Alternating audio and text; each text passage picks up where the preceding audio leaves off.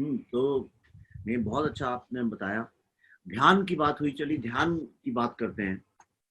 ध्यान के बारे में कई लोग मुझसे पूछते हैं। मैं काफ़ी मेडिटेशन की बात करता रहता हूँ, स्पिरिचुअलिज्म की बात करता रहता हूँ अपने सोशल लाइफ में। तो मुझसे बहुत सारे लोग पूछते हैं, खास तौर पे यंग लोग पूछते हैं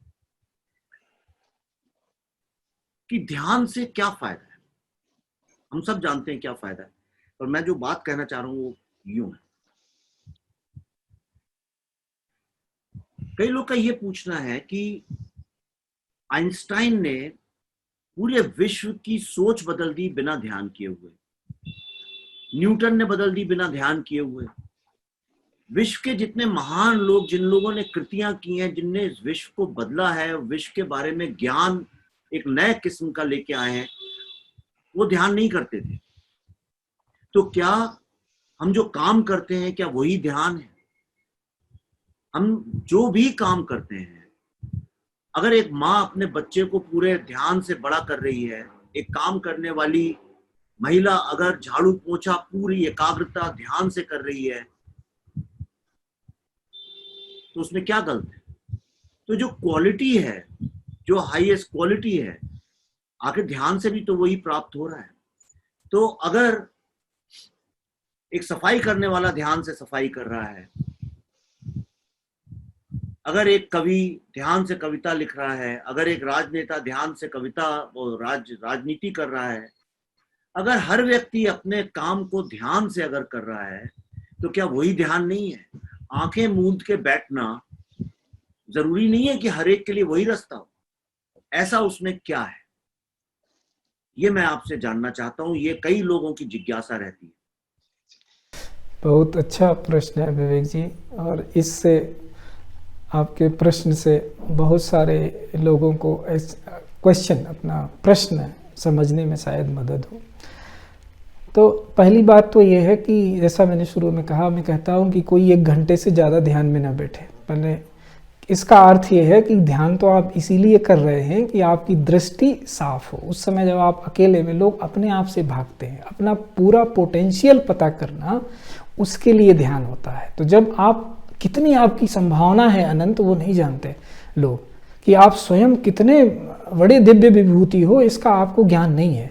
तो जब एकांत में जब अपने आप से बात करता है, जैसे आपने बोला तत्वमसि, तत्वमसि का कितना गहरा अर्थ है कि आप वही हो जो है, पूरा ब्रह्मांड, एक कहें, मल्टीवर्स कहें, जो भी कहें, नहीं तो तत्वमसि असत्य हो जाता है। ऐसा नहीं है तो असत्य तो वो है नहीं।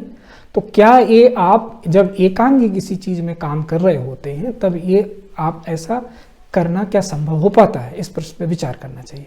दूसरी बात, आपने कहा कि लोग जब काम करते हैं इमर्स्ड होके, क्या वही ध्यान नहीं है?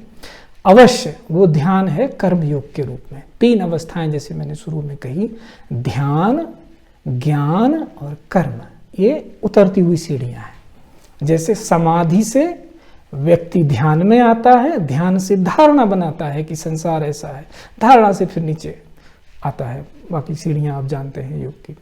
तो इसमें भी वही है कि जब आप काम में पूरी तरह निमग्न होते हैं, तब भी आपको अपना होश नहीं होता है। तब भी आप जिसमें भी काम में लगे हों, चाहे पसीना बहाता हुआ किसान हो खेत में, चाहे कविता लिखता हुआ कवि हो, चाहे माँ हो, चाहे किसी भी रोल में आप काम कर रहे हो, आप अपने उसमें काम कर रहे हो, फिल्म में, कहीं भी, आपका पूरा निमग्नता है उसके साथ। एक चीज बन के आती है, सृजन, आपने एक सृष्टि की, और वही आनंद सृष्टि, जैसा मैंने कहा। तो उस 1 घंटे के ध्यान से आपका अपना एक्सप्लोरेशन होता है कि आपकी संभावना उतनी ही नहीं है जितना आप काम कर रहे हो। आप तो बहुत विशाल हो, आप तो अनंत हो। तो वो जब उसको अनुभूति में उतरता है, तो उसका कॉन्फिडेंस लेवल आप समझिए कितना बढ़ जाता है कि जो वो काम कर रहा है, अरे ये तो बिल्कुल भगवान का ही काम है, तो भगवान ही मेरे माध्यम से काम कर रहा है, झाड़ू कर रहा है, सफाई कर रहा है, कोई काम छोटा नहीं है, संभव ही नहीं है किसी। जहाँ जहाँ हमारी परंपरा ये है कि ईशावास्यमिदं सर्वम यत्किंच जगत्याम जगत, वहाँ पे कण कण में जहाँ हम ईश्वर देख रहे हैं, वहाँ कर्म कैसे कोई छोटा बड़ा हो सकता है? यही तो है दृष्टि।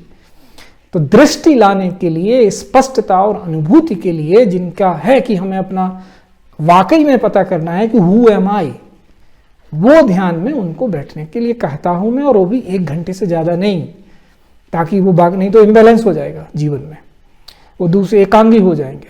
बहुत सारे लोगों को मैं ये भी बोल सकता हूँ जो उस अवस्था तक पहुँच गए कि अब आपको बैठने की भी ज़रूरत नहीं है, now you have to work.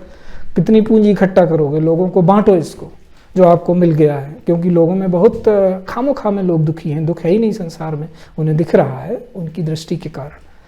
तो ये बिल्कुल आप ठीक कह रहे हैं कि जब कर्म में कोई निमग्न है तो उसके लिए वही ध्यान है, पर ध्यान की एक निचली सीढ़ी है, आपकी संभावना अनंत है, ऐसा।